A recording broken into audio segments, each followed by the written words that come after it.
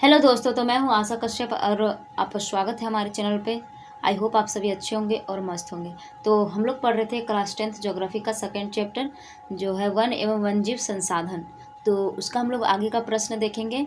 और इसके पहले हम लोगों ने क्या पढ़ा था, तो जितना भी उसका अभ्यास प्रश्न था वो सभी हम लोगों ने पढ़ लिया हुआ था। तो आज हम लोग पढ़ेंगे उसके आगे जो इम्पोर्टेंट क्वेश्चंस पूछे जाते हैं उसको पढ़ेंगे। तो यदि आप हमारे चैनल पर नए हो तो प्लीज़ चैनल को सब्सक्राइब करें और वीडियो अगर पसंद आए तो वीडियो को लाइक ज़रूर करें। तो चलिए स्टार्ट करते, देखते क्वेश्चन है क्या। आरक्षित वन, रक्षित वन एवं अवर्गीकृत वन क्या है, वर्णन करें। तो ये सब जो क्वेश्चन है ये एक दो दो नंबर में पूछा जाता है कि डायरेक्ट देता है कि आरक्षित वन से आप क्या समझते हैं, या रक्षित वन से आप क्या समझते हैं, अवर्गीकृत वन से आप क्या समझते हैं। तो ये एक मतलब या फिर दोनों में अंतर दे देता है। ठीक है, तो क्या होता है कि सबका दो दो नंबर का ये प्रश्न है। तो चलिए जानते हैं उत्तर कि इसका उत्तर बता क्या रहा है। आरक्षित वन वैसे वन जिसमें मनुष्य को अपने पशुओं को चराने एवं लकड़ी काटने की इजाज़त नहीं होती है। इन वनों को पूर्णतः सरकारी संपत्ति माना जाता है, उसे आरक्षित वन या रिजर्व फॉरेस्ट के नाम से जाना जाता है। यानी कि वैसे वन जहाँ पे मनुष्यों को क्या, पशुओं को चराने का और लकड़ी काटने का इजाज़त नहीं होता है। ठीक है, और इसमें क्या होता है कि पूर्णतः जो है इसका पूरा अधिकार जो होता है, संपूर्ण अधिकार वो सरकार का होता है। इस पर कोई निजी व्यक्ति या फिर समुदाय का अधिकार नहीं होता है। इसमें पूरा जो अधिकार होता है वो सरकार का अधिकार होता है। तो इसी को हम लोग क्या बोलते हैं, आरक्षित वन, और इसी को हम लोग रिजर्व फॉरेस्ट के नाम से भी जानते हैं। ठीक है, तो ये हमारा पहला था, ये हमारा आरक्षित वन था। अब आगे क्या है, रक्षित वन। तो रक्षित वन क्या है, वैसे वन जिसमें मनुष्यों को अपने पशुओं को चराने एवं लकड़ी काटने की इजाज़त है, लेकिन उन पर कड़ी निगरानी रखी जाती है। यहाँ रखी जाती होगी, राखी लिखा हुआ है यहाँ पे, रमेरा जो है उसको हटा दीजिएगा, आकार को हटा दीजिएगा। तो रखी जाती है, लेकिन उन पर कड़ी निगरानी रखी जाती है ताकि वनों को हानि ना पहुँचे। तो रक्षित वन कहलाता है। यानी कि क्या है, इसमें सिंपली हम लोग समझे इसको तो ऐसा है कि ये वन जो होता है इसमें मनुष्यों को तो लकड़ी काटने और पशुओं को चराने का इजाज़त तो होता है, परंतु इसमें क्या होता है कि सरकार का एक निगरानी रखा जाता है, ताकि रखा जाता है कि कोई वन को जो होता है अंधाधुंध मतलब काट तो नहीं रहा है, या फिर कोई नुकसान तो नहीं पहुंचा रहा है। उसमें लकड़ी थोड़ा बहुत हम लोग काट सकते हैं उससे।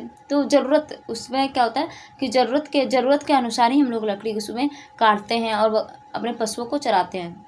परंतु उसमें क्या होता है कि जो होता है सरकार का निगरानी में ये सब किया जाता है। ठीक है, तो इसी को हम लोग बोलते हैं रक्षित वन। ठीक है, आगे है अवर्गीकृत वन। वैसे वन जो स्वतंत्र हो, अर्थात वैसे वन जो आरक्षित एवं रक्षित वनों की श्रेणी में नहीं आता हो, उसे ही अवर्गीकृत वन कहते हैं।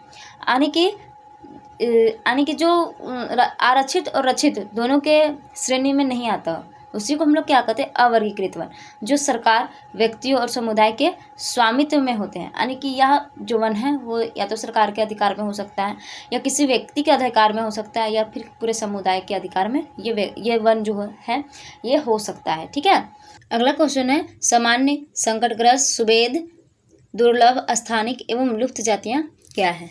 तो इन सभी जातियों के बारे में बताना है। ये बहुत ज़्यादा इंपॉर्टेंट क्वेश्चन है, तो इनके बारे में सभी का बताना है कि ये सब जातियाँ हैं क्या। और इसी के बारे में भी मतलब इसके बारे में दो दो नंबर का पूछा जाता है एग्जाम में। ठीक है, तो चलिए जानते हैं। सामान्य जातियाँ वैसी जातियाँ जिनकी संख्या जीवित रहने के लिए सामान्य मानी जाती है, सामान्य जातियाँ कहलाती है। यानी कि उनका जीवित रहना सामान्य है पृथ्वी पर, उन्हीं को हम लोग क्या कहते हैं, सामान्य जातियाँ। जैसे मवेशी, साल, कृंतक इत्यादि। मवेशी क्या है, तो मवेशी जानवर हो गए, जानवर जो पशु होते हैं। जैसे हो गया ये बोल सकते हैं गाय, बैल, बकरी, ये सभी क्या हो गए, तो ये मवेशी हो गए। तो इनका पृथ्वी पर जीवित रहना सामान्य है। ठीक है, साल जो वृक्ष होता है, और कृंतक क्या होता है, जो छोटे छोटे जीव होते हैं, स्तनधारी जीव, जैसे हो गया गिलहरी, चूहा, खरगोश, ये सभी। तो इनके पास क्या होता है कि छोटा छोटा दांत होता है। ये किसी चीज़ को किसी चीज़ को कुतरने के लिए अपने दांतों का प्रयोग करते हैं। तो इन्हीं को हम लोग क्या कहते हैं, कृतंक। ठीक है, इत्यादि। ये सभी तो ये सभी सामान्य जातियों के अंतर्गत आ जाती है। आगे क्या है, संकटग्रस्त जातियाँ। तो वैसी जातियाँ जिनका लुप्त होने का खतरा, यानी कि इनका मतलब इन पे क्या है, लुप्त होने का खतरा है, जिन परिस्थितियों के कारण इनकी संख्या कम हो रही है।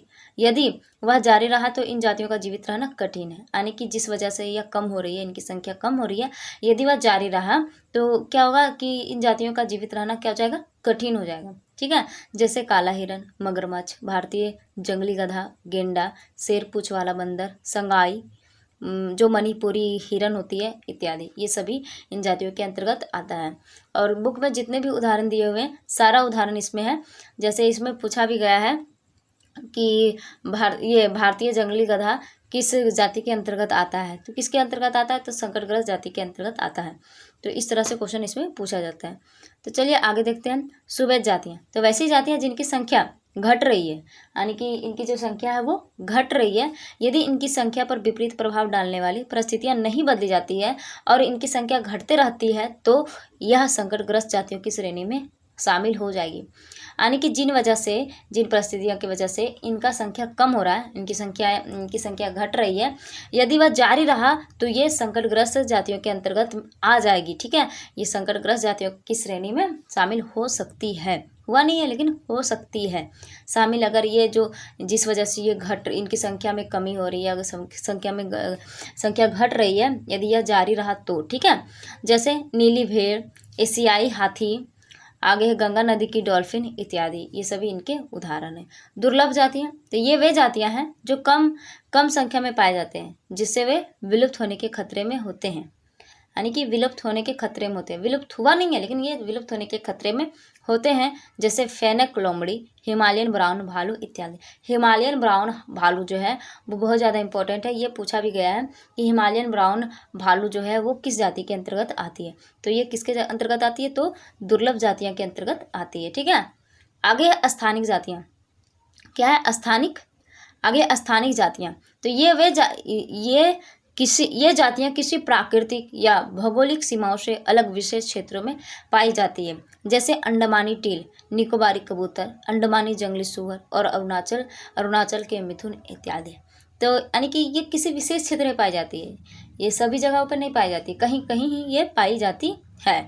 जैसे अंडमानी टील, तो अंडमानी टील एक पक्षी होती है, और निकोबारी कबूतर, अंडमानी जंगली सूअर और अरुणाचल के मिथुन।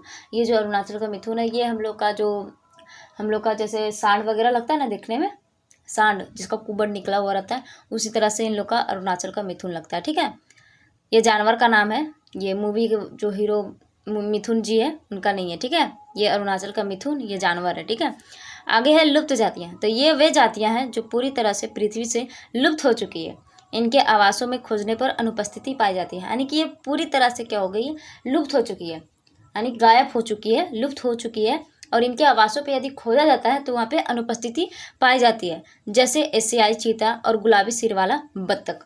इसमें जो है गुलाबी सिर वाली बत्तख ये भी पूछा गया है। मैं भूल रही हूँ कि किस साल में पूछा गया है, लेकिन ये पूछा गया है ताकि हम क्वेश्चन इसका देखे हुए हैं। तो एशियाई चीता और गुलाबी सिर वाली बत्तख ये लुप्त जातियों के अंतर्गत आती है। तो आई होप आप लोगों को ये समझ में आया हो, और अगर वीडियो पसंद आया हो तो प्लीज़ वीडियो को लाइक करें और चैनल को सब्सक्राइब जरूर करें और अपने दोस्तों के साथ ज़्यादा से ज़्यादा शेयर करें। धन्यवाद, मिलते हैं नेक्स्ट वीडियो में।